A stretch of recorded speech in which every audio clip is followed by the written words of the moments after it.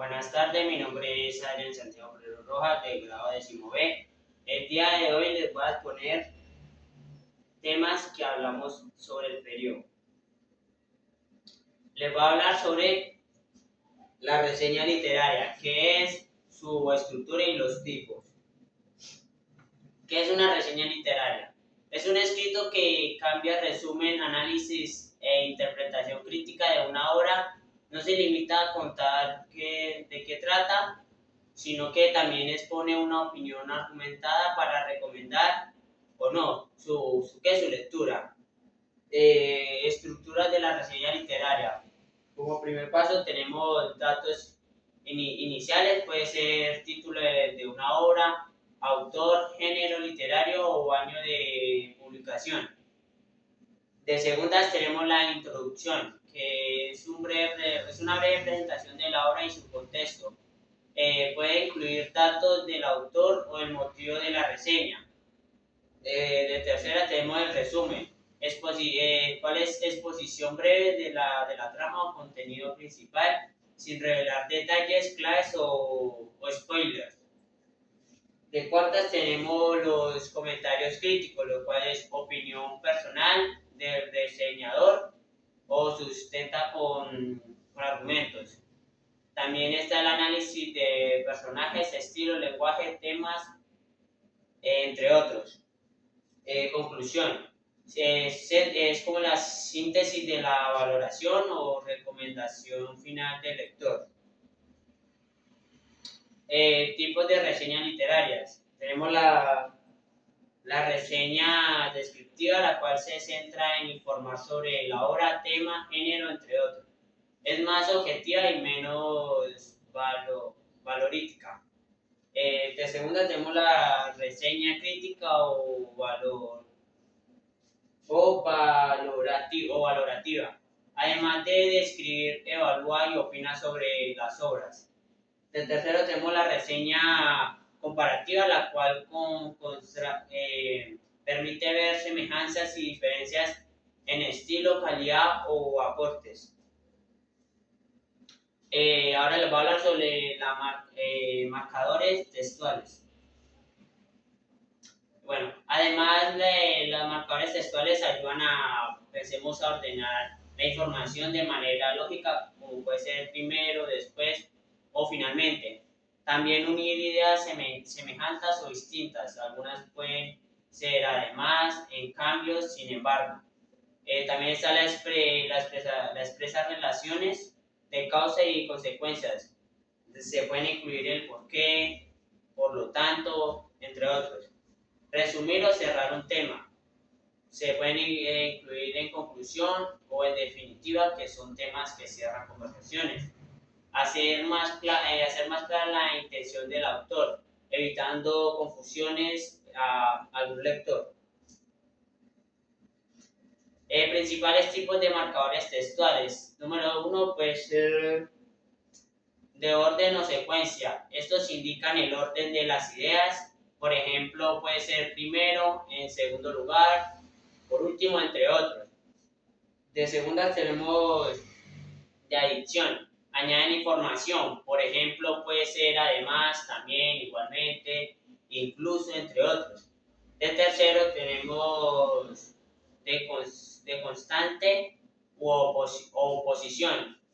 Presenta ideas contrarias o comparaciones. Por ejemplo, pero, sin embargo, en cambio, aunque, entre otros. De cuartas tenemos de causa y consecuencia. Estos expresan relaciones de causa, efecto o finalidad. De quintas tenemos de explicación o aclaración. Estos sirven para detallar o explicar, decimos algo. Por ejemplo, es decir, o sea, entre otras palabras. De sextas tenemos de ejemplificación, los cuales introducen ejemplos para apoyar una idea. Conocemos, por ejemplo, así como, entre otros. De séptimas tenemos de énfasis o refuerzo, los cuales introducen ejemplos o resaltan una idea importante. Por última tenemos de conclusión, la cual cierre o algunos resúmenes, por ejemplo, en conclusión, en resumen, por último. Bueno, ahora vamos a pasar a los actos de habla. Los actos de habla, ¿qué son? Son las acciones que realizamos cuando usamos el lenguaje, es decir, cada vez que hablamos solo emitimos palabras, sino que hacemos algo con ellas. Pensemos pedir, prometer, preguntar, ordenar, disculparse, entre otros.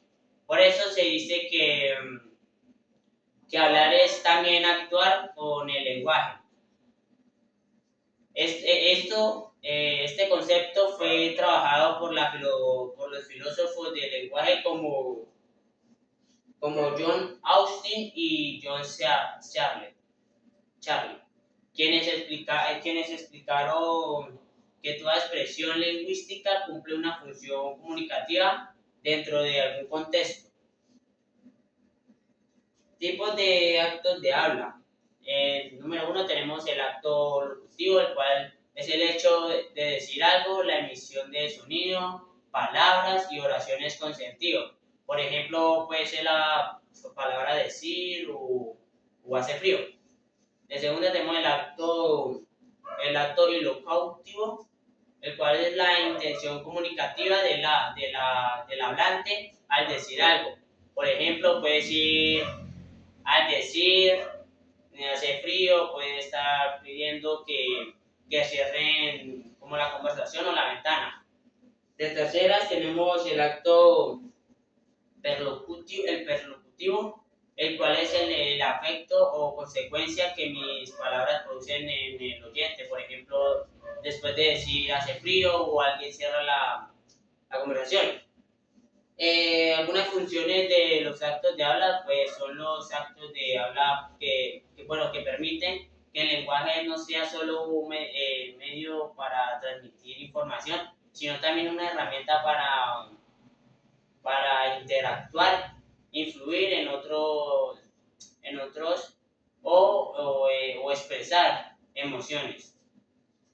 Bueno, en resumen, los actos de habla muestran que cada palabra tiene una intención y un efecto, y que el lenguaje es acción dentro de algún contexto. Ahora pasamos a las palabras paranónimas.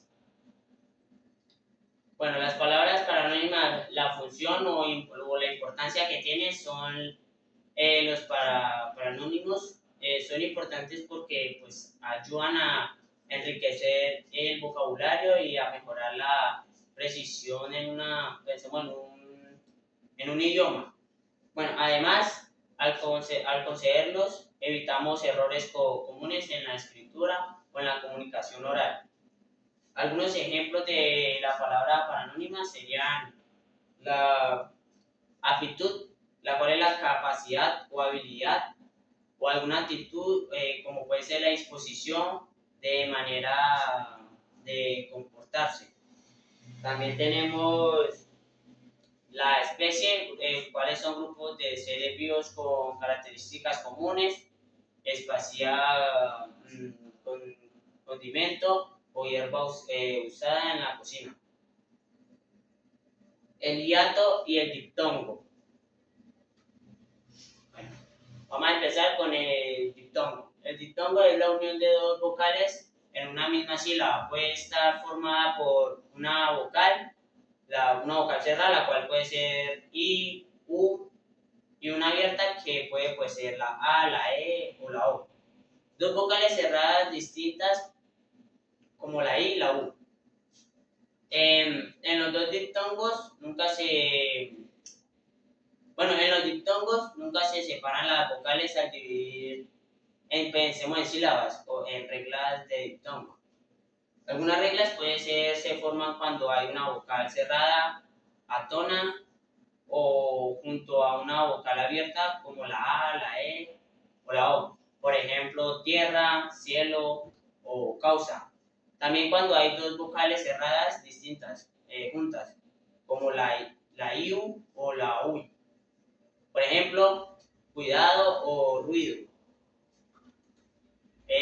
También tenemos si la vocal cerrada lleva tilde, como la I con tilde o la U, se rompe el diptongo y pasa a ser un hiato. Por ejemplo, de diptongo puede ser cielo, cuento, ciudad o causa. Bueno, ahora vamos a pasar al hiato. El hiato es la separación de dos vocales que van juntas pero pertenecen a sílabas distintas. Reglas de hiato. Esta se produce cuando se unen dos vocales abiertas como la A, la E, la O, por ejemplo, poeta o leer. Cuando se unen dos vocales iguales, también, por ejemplo, puede ser cooperar, entre otras. De tercera tenemos cuando una vocal cerrada, como la U, o, esta tónica y lleva tilde. Cuando a una vocal abierta, a una vocal abierta, por ejemplo, puede ser país, Raúl, baúl. El ejemplo del hiato puede ser leer, aéreo, poesía, Raúl o baúl. Ahora vamos a pasar a la acentuación de las palabras según el acento. La acentuación de las palabras según el acento. El acento es la mayor fuerza de voz con la que pronunciamos una sílaba dentro de una palabra. Todas las palabras del español tienen una sílaba tónica, la que suena más fuerte. Aunque no siempre se escriba con tilde, la tilde se coloca únicamente cuando las reglas de la ortografía como que lo exigen o lo necesitan. Según el lugar donde esté ubicado la sílaba tónica, las palabras se clasifican en agudas, graves o llanas o esdrújulas. O, por último, puede ser las sobresdrújulas. Esta clasificación es fundamental porque nos permite aplicar correctamente las reglas de acentuación y escribir de manera adecuada. Clasificación de las palabras según el acento. Por primero tenemos las agudas, que es la sílaba tónica y que está en la última sílaba. Lleva tilde si termina en N, S o vocal. Por ejemplo, puede ser café, color, camión o papel. Graves o llanas. La sílaba tónica está en la penúltima sílaba. Llevan tilde si no terminan en N, S o vocal. Por ejemplo, puede ser árbol, lápiz, casa o coche. Ahora pasamos a las esdrújulas. La sílaba tónica está en la antepenúltima sílaba. Siempre lleva tilde. Algunos ejemplos pueden ser brújula o pájaro, entre otros. Tenemos ahora las sobresdrújulas, la cual la sílaba tónica está antes de la antepenúltima sílaba. Siempre llevan tilde y pues suelen ser formadas verbales como pronombres. Por ejemplo, puede ser llévatelo, entre otros. Bueno, ahora vamos a pasar al Palacio de Justicia por el M19. Vamos a decir los antecedentes. El M19 fue una guerrilla colombiana que había firmado un acuerdo de paz en 1984 con el gobierno de Belisario Betancur. Sin embargo, las tensiones aumentaron porque el grupo consideraba que el gobierno incumplía lo pactado. En ese ambiente de desconfianza, planearon la operación Antonio Nariño por los derechos de hombre, cuyo objetivo era visibilizar sus reclamos y presionar al Estado. La toma fue el 6 de noviembre de 1985, alrededor de 35 guerrilleros del M19 ingresaron al Palacio de Justicia en Bogotá, sede de Corte Suprema, y en el Consejo de Estado.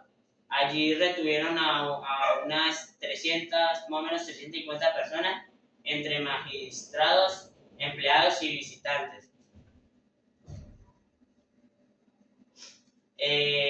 la retoma. El ejército y la policía reaccionaron de inmediato, rodeando el edificio e iniciaron la operación de retoma, que duró casi 28 horas. Hubo un intenso combate, incendios también y destrucciones dentro del palacio. El asalto terminó el 7 de noviembre, dejando un saldo trágico de muertos y algunos desaparecidos. Algunas consecuencias que hubieron, el resultado fue devastador. Murieron cerca de 100 personas, incluida 11 magistrados de la Corte Suprema. Además, varios civiles fueron reportados como desaparecidos, algunos identificados años después y algunos no. Controversias y legado. La forma como el Estado ejecutó la retoma fue cuestionada. Se denunciaron excesos militares, desapariciones forzadas y destrucciones de pruebas. La desaparición de Armero. Les voy a hablar un poco sobre el contexto. El 13 de noviembre de 1985, el municipio de Armero, en el departamento de Tolima, Colombia, desapareció casi por completo debido a una avalancha de lodo, piedras y escombros, provocada por la erupción del volcán Nevado del Ruiz. El volcán llevaba meses mostrando señales de que tenía ganas de activarse, pero las alertas emitidas por expertos no fueron atendidas con la urgencia necesaria por las autoridades por una emergencia. El desastre que hubo. En la noche del 13 de noviembre, el Nevado de Ruiz hizo erupción, derritiendo gran parte de los glaciares que lo cubrían. Esto generó flujos de lodo que descendieron a gran velocidad por los ríos cercanos que habían. Uno de esos flujos arrastró con el pueblo, el cual fue Armero, situado a unos 48 kilómetros del volcán. Ahorita les voy a hablar sobre las consecuencias que hubo. Murieron a cerca de 23.000 personas y más de 5.000 resultaron heridos. Alrededor de 20.000 personas quedaron sin hogar porque la avalancha les destruyó las casas. El municipio de Armero prácticamente desapareció del mapa, pues quedó cubierto de lodo y escombros. Un símbolo, Omaira Sánchez. Una de las imágenes más recordadas de la tragedia fue la de Omaira Sánchez, la cual fue una niña de 13 años que quedó atrapada entre los escombros y cuya agonía fue transmitida por la televisión durante casi 3 días. Su historia se convirtió en un símbolo de la tragedia y del abandono estatal. Por último, vamos a dar el controversial que hubieron.